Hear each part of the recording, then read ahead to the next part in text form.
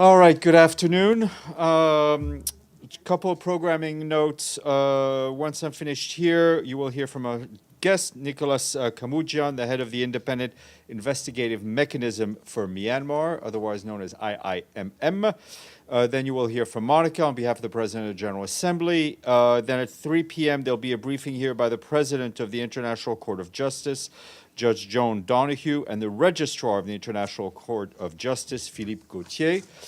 Tomorrow at 11 a.m., there will be a briefing here by Tom Andrews, the Special Rapporteur on Human Rights in Myanmar.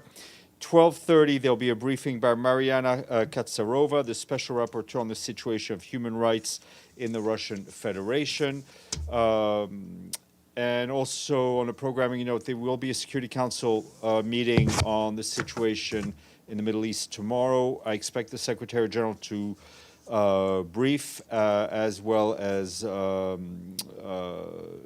Venislan, the Special Coordinator, and probably a humanitarian briefer as well, and someone will tell me who that is before the end of the day. And voila. On Gaza, just our humanitarian colleagues are telling us that 20 trucks crossed into Gaza from the Rafa border in Egypt today. That's according to the Egyptian Red Crescent. On Saturday and Sunday, you'll recall that a total of 34 trucks were able to enter Gaza with life-saving supplies. This is the equivalent to no more than 4% of the daily average of volumes of commodities entering Gaza. This was obviously prior to this current crisis. The Undersecretary General for Humanitarian Affairs, Martin Griffiths, said in a tweet yesterday that this represents another glimmer of hope for the millions of people in dire needs of humanitarian aid in Gaza, but they need much more. Aid deliveries entering Gaza have not included fuel. The UN Relief and Works Agency, UNRWA, tells us that they will exhaust their fuel reserves within the coming days. And of course, UNRWA is the largest supplier of humanitarian aid in Gaza from the UN side. For the 14th consecutive day, Gaza remains under a full electricity blackout. The situation in hospital remains dire given the shortage of electricity, medicine, equipment, and specialized personnel. The Shifa hospital in Gaza, the largest in the Strip, is currently treating some 5,000 patients, significantly over its normal capacity of 700. On Saturday, the Secretary General, speaking in Cairo, expressed gratitude that 20-truck convoy of aid was moving from Egypt into Gaza, but added that the people of Gaza need a commitment to much, much more, a continuous delivery of aid in Gaza at the scale that is needed. We are working nonstop with all parties that are relevant to make it happen, he said. Just a few more details from UNRWA. They tell us that 406,000 internally displaced people are sheltering in 91 UNRWA facilities within Gaza. UNRWA shelters are designated to host between 1,500 to 2,000 per shelter. However, the average number of people in those shelters is now 4,400. This means that on average, the shelters are hosting about 2.5 times the designated capacity. The most crowded shelter is hosting about 11 times the number of people that is meant to hold. Living conditions in the UNRWA schools used as shelters are dire, with up to 70 people sharing space in one classroom. Stocks of fuel, as we mentioned, and medicine continue to be at risk of depletion, halting UNRWA operations in the health centers. Meanwhile, UNRWA has confirmed that 29 of its staff, 29 of our colleagues, have been killed since October 7th. Meanwhile, up north, the UN interim force in Lebanon, UNIFIL, reports that tensions remain high in southern Lebanon as several exchanges of fires were observed along the Blue Line over the weekend, including in Aita Ashab, Hula, Yarun, and other locations. The mission is deeply concerned about the risk of further escalation and widening of the conflict and urges all actors to cease hostile activities.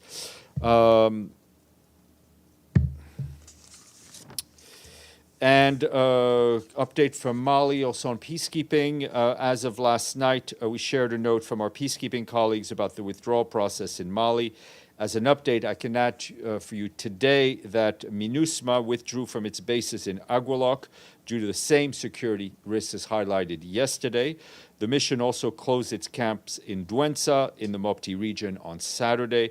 With these developments, the peacekeeping mission has now closed half of its bases in Mali. As a reminder, the peacekeeping mission completed the accelerated withdrawal of all troops and civilian personnel from its bases.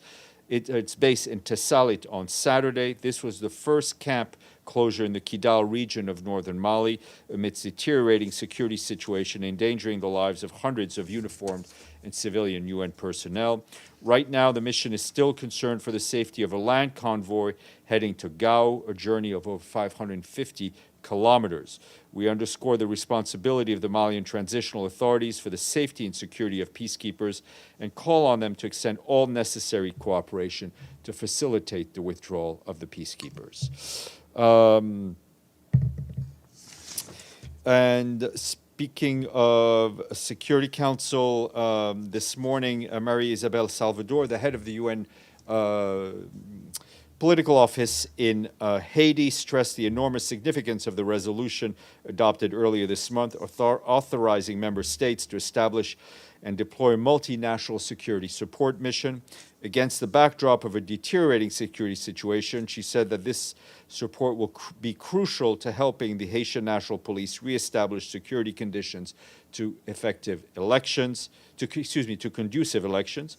Ms. Salvador told council members that she has continued to engage with a wide range of stakeholders, encouraging their full commitment to national dialogue, efforts to fully establish democratic institutions and the rule of law.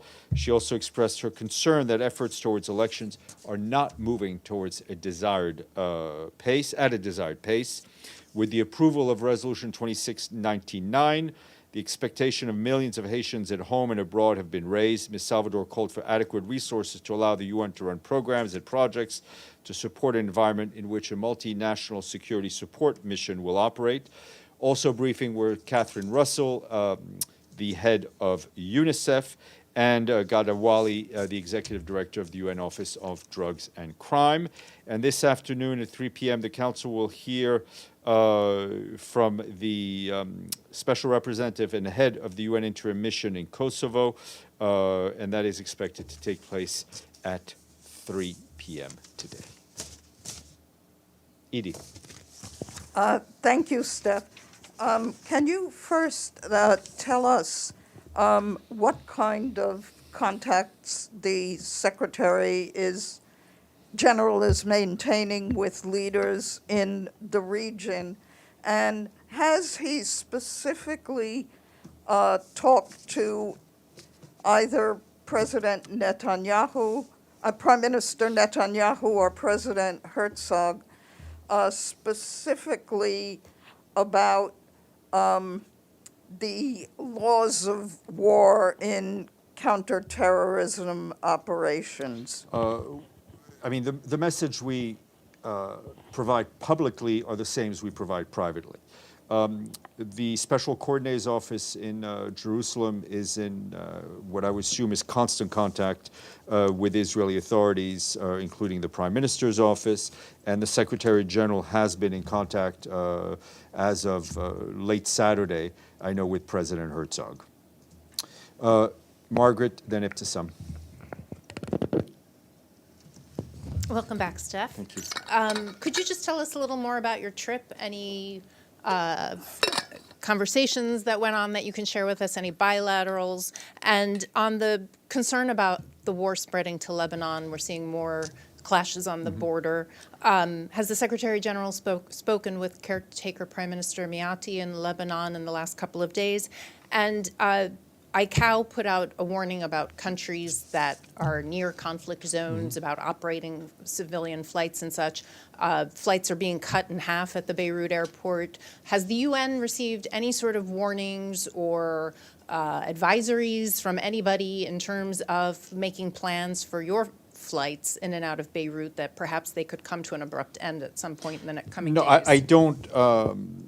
I'm not privy to the information that ICAO may have received. I know they have very regular procedures they put in place. when there is conflict or risk of conflict in different areas. It's their mandate, and they're doing their job. The Secretary General spoke, I think, last week with the caretaker prime minister in Lebanon. We are very concerned about the situation in the south. We do have this mechanism, which is chaired by the head of mission in UNIFIL, which brings together the Lebanese Armed Forces and the IDF, so for constant communication, and we encourage the parties to use that mechanism to de-escalate in whichever way they can.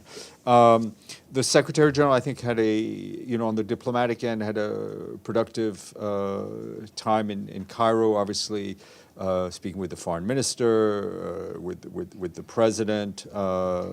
He also had a number of bilateral meetings and discussions, informal, because he was in the conference room, in the conference basically all day. So it was very productive. But I think for us,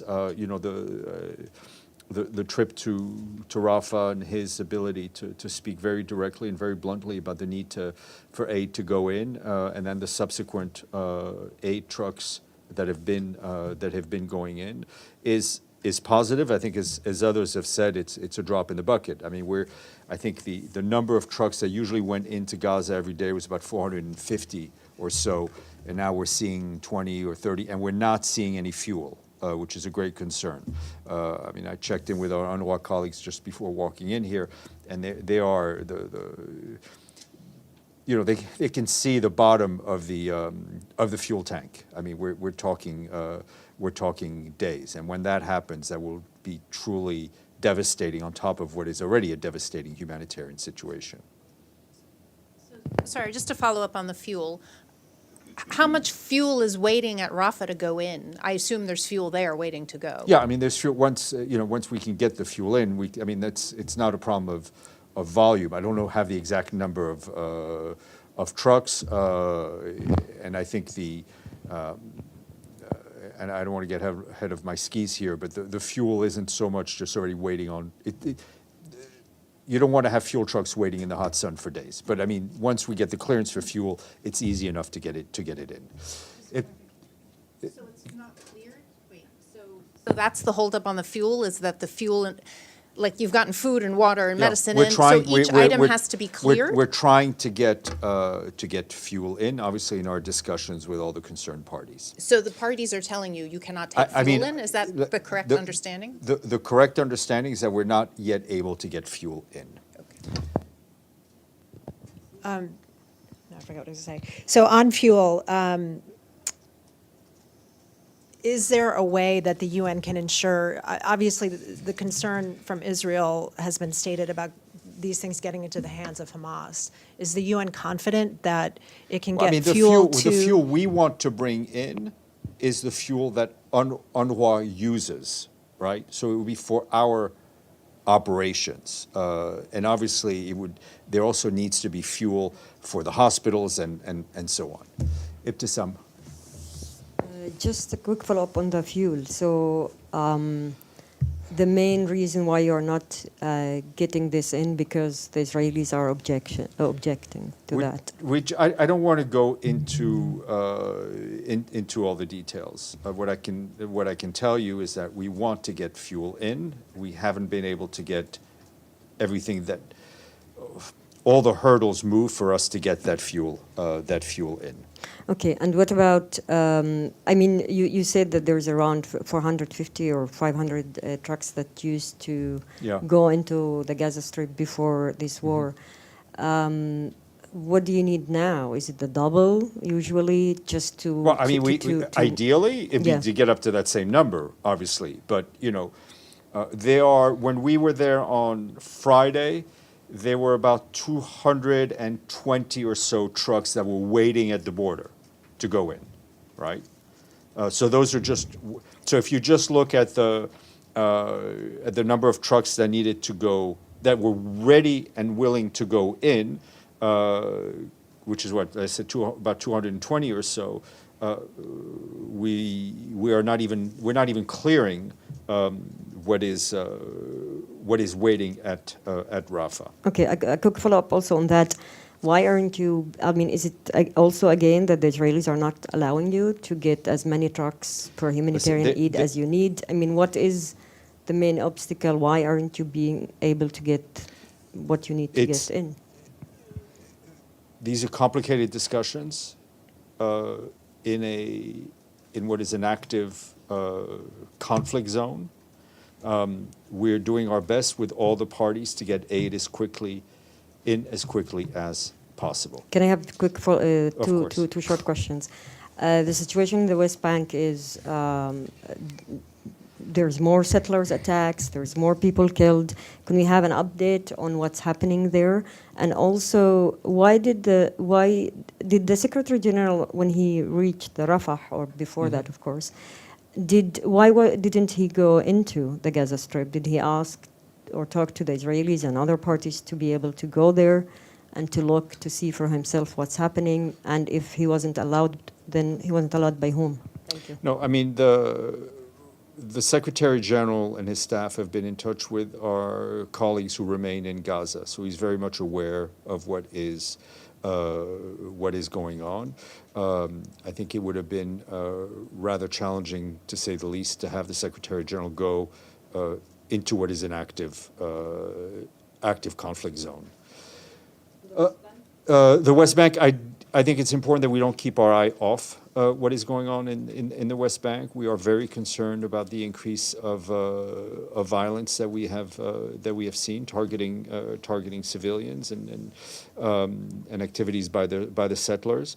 I think you will have a more detailed update from Mr. Van Island tomorrow.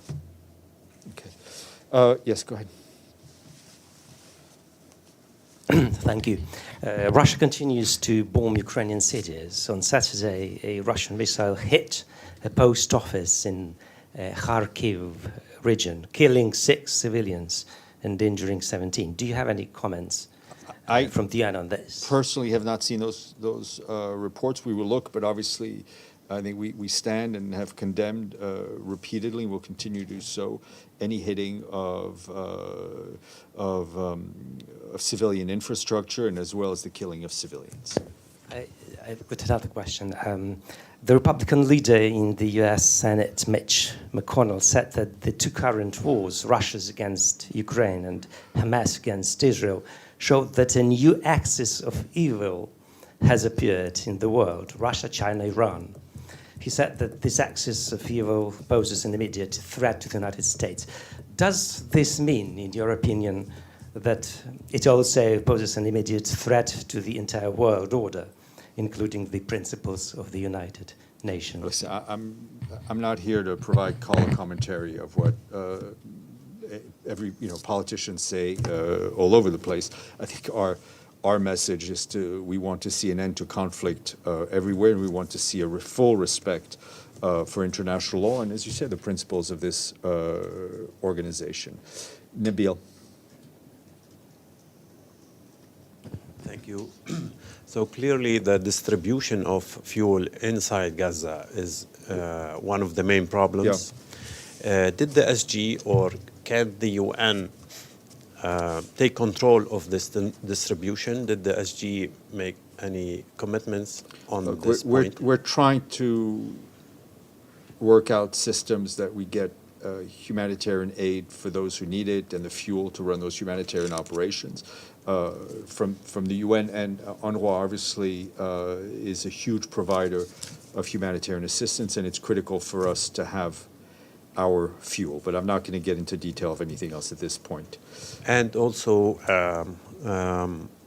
many foreign ministers and ministers are expected to attend in the Security Council tomorrow. Do you have any expected bilateral meetings with the SG? Among these they're being worked out as we speak now. He will obviously see a number of those foreign ministers that will be in town, but we'll share the program as we always do by the end of the day. Deji. So a couple questions. I think my colleagues have asked about the fuel quite thoroughly. What about the detainees? Do you have any update on the negotiation of releasing detainees from Hamas? Nothing to share with you, obviously. But the UN is working on that. We strenuously call for the release of all of all hostages without any condition. So another question. The Syrian Authority announced that on Sunday morning, early morning Sunday, October 22nd, Damascus International Airport as well as Aleppo International Airport have been attacked again in the third time in a row within a week. What does the UN have to say on this continuous attack? First of all, it again increases our concern about the wider spillover, which is very worrying, and I think the Secretary General has underscored his worry on that front. It also has the immediate impact of disturbing our UN humanitarian air service, which operates both out of Damascus and Aleppo. We've spoken often about the tremendous humanitarian needs in Syria. We need those air assets to be able to work freely to deliver them. And we also remind all the parties to respect their obligations under international law, including international humanitarian law on the protection of not targeting civilian infrastructures and civilian. And again, I think to avoid any spillover, it's important that everyone exercise the utmost restraint. One last question. Does the Secretary General think it's wise enough to really, again, put the situation of Ukraine and the situation in the Middle East together and create a sort of this concept of excess of evil or something? Is he doing it? No, I mean, does he believe it's wise to do so? Look, what is wise is to work towards peace. We will let journalists, commentators, pundits make whatever comparison they want to make. Serif, yes. Thank you, Stéphane. I just wanted to ask you, there are different numbers floating around regarding the casualties. How does OCHA obtain its numbers from the ground? And my second question is, what is the latest that the UN has done in terms of a ceasefire in Gaza? I know that the Secretary General has called for a humanitarian ceasefire, but practically, what are you doing? These are issues that we push in our discussions with all the relevant interlocutors who are doing the fighting. OCHA, I don't have any numbers for you on casualties in terms of the other numbers that OCHA gets. They get them from UN sources on the ground and trusted partners as well. Stefano, I'll come back for round two. Thank you, Stéphane. Yesterday, President Biden and the Pope had a call. They talked about the situation in Gaza. Did the Secretary General in these days had a conversation with either the Pope or President Biden? No, but he spoke to Secretary of State Blinken as late as, I can't remember what the days were, either Friday or Saturday night. He spoke to Secretary Blinken, from Will from he Cairo. speak soon with either President Biden or Pope? If he does, I will share that information with you gladly. And then another thing, he was at the conference in Cairo on Saturday. From the press reaction to the conference, it looks like it was a failure and it was a waste of time and so on. What the Secretary General think about I that? will let, I never want to interfere in the ability of journalists to come to their own conclusions. The trip to Egypt for the Secretary General was extremely useful. I know the trip was, the conference. And the conference was a center point of that trip. Yvonne and then Ephraim. Did you have a question? Yeah. Thanks, Steph. How instrumental was the Secretary General's physical presence there at the border in getting that aid flowing? We feel that it was. We feel that it was a critical part of what happened in the subsequent days. I mean, it was a tense visit. I mean, I think some of you may have seen the video and the images from there. I mean, they were very vocal. They were groups of people that were very vocal and very emotional, and understandably so.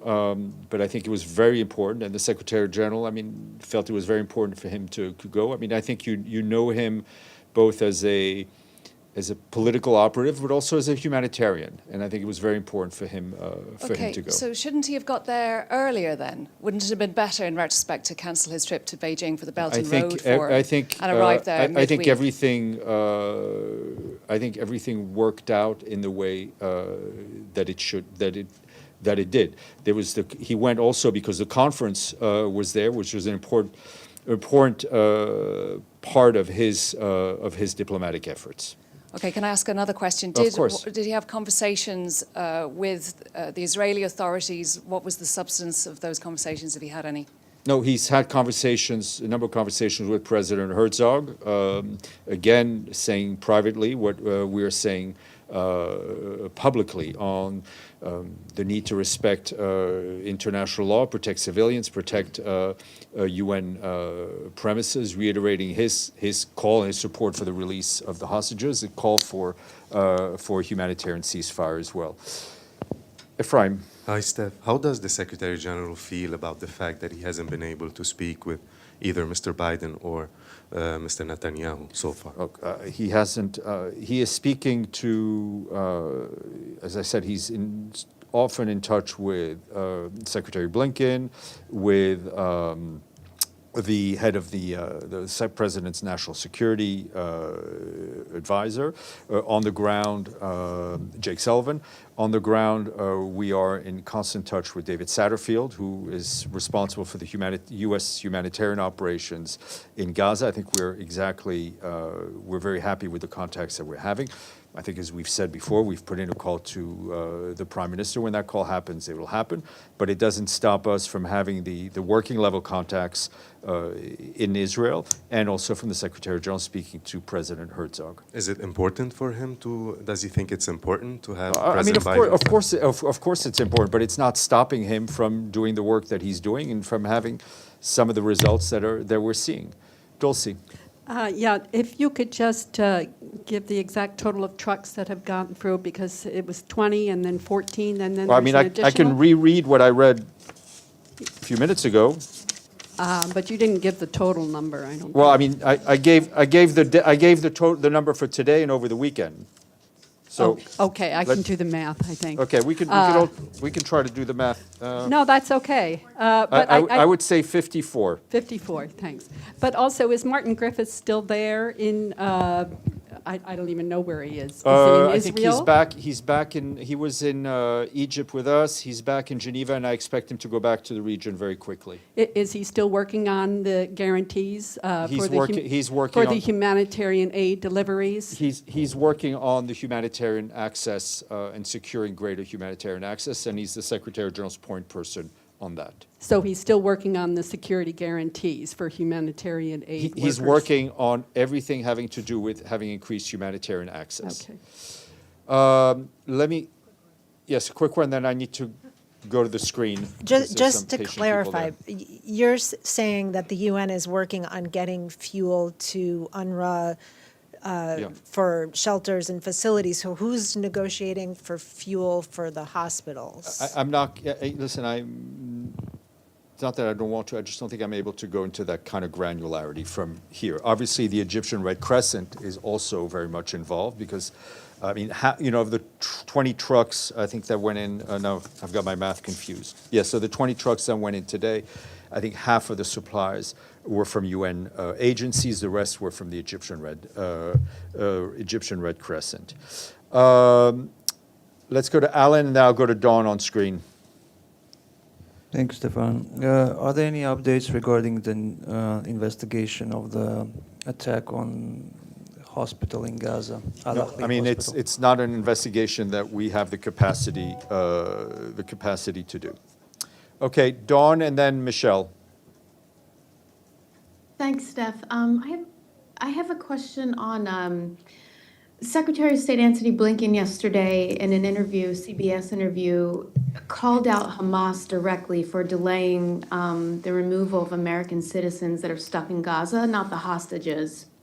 And I'm wondering, since the Secretary General, you said he's been speaking with Blinken, is this the Secretary General's understanding that it's actually Hamas that is preventing the American citizens from getting out of Gaza? I think the U.S. side would be better better queried as to issues relating to U.S.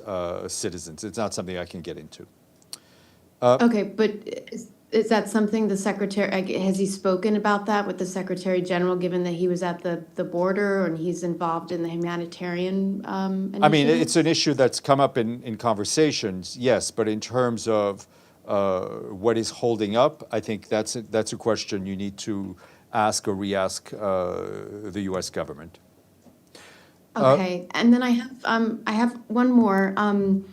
Last week, the State Department spokesperson reiterated that the U.S. has been speaking to Israeli forces about proportionate response in Gaza, that they have to comply and act within international law.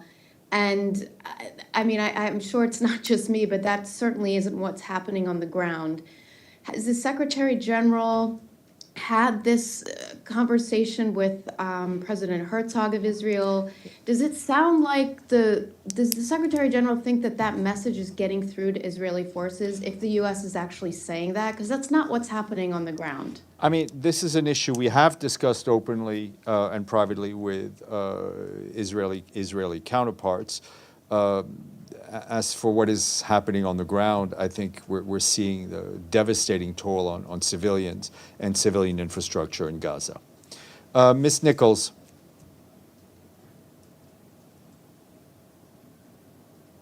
Thank you, Steph. Just wanted to follow up on the aid questions. When it comes to the monitoring of the aid that goes across from Egypt into Gaza through Rafa, can you describe to us what the monitoring looks like at the moment for these 54 trucks that have gone through? And then Martin Griffiths said on the weekend, obviously going forward, the UN would like to have a light touch monitoring system to, scale up the deliveries to what's needed. How is that shaping up in negotiations at the moment? What would aid look like? I will not, unfortunately for you, get into the details of that, except to say at this point, the Israeli authorities are fully aware of what is going in and what is on the trucks. Is that because they have someone on the ground having a look? I will say what I've said, and will say not more on that. Edie, then Ibtisam, then Maggie.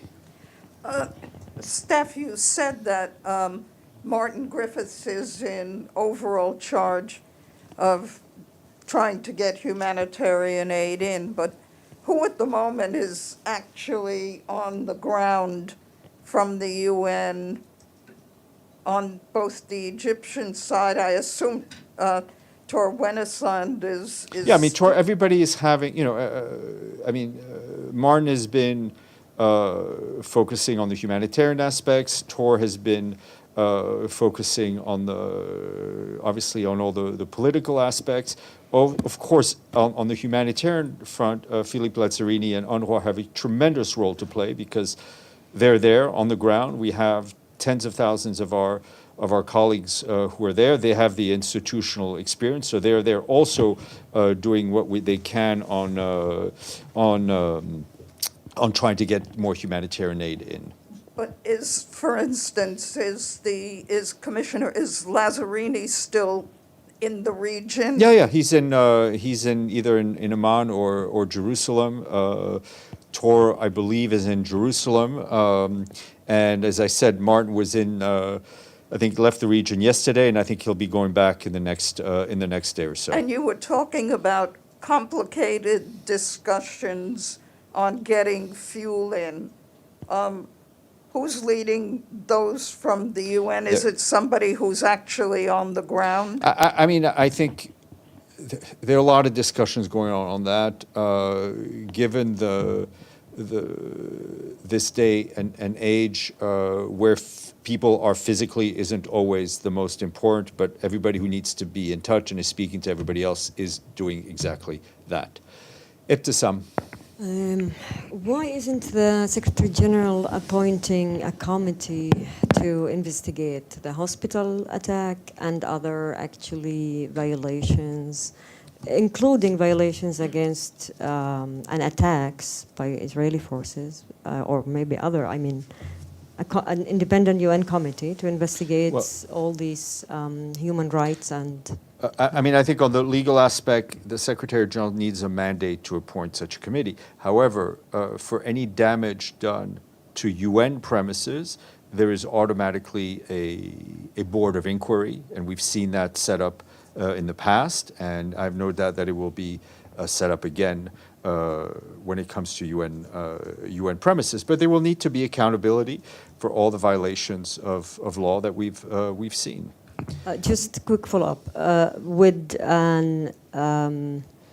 If the Palestinian Authority will request such an investigation regarding the hospital, would that be enough for him to start such a committee, independent committee? Thank you. The Secretary needs traditionally, Secretary General needs a mandate from a legislative body of the UN to set up such an investigation.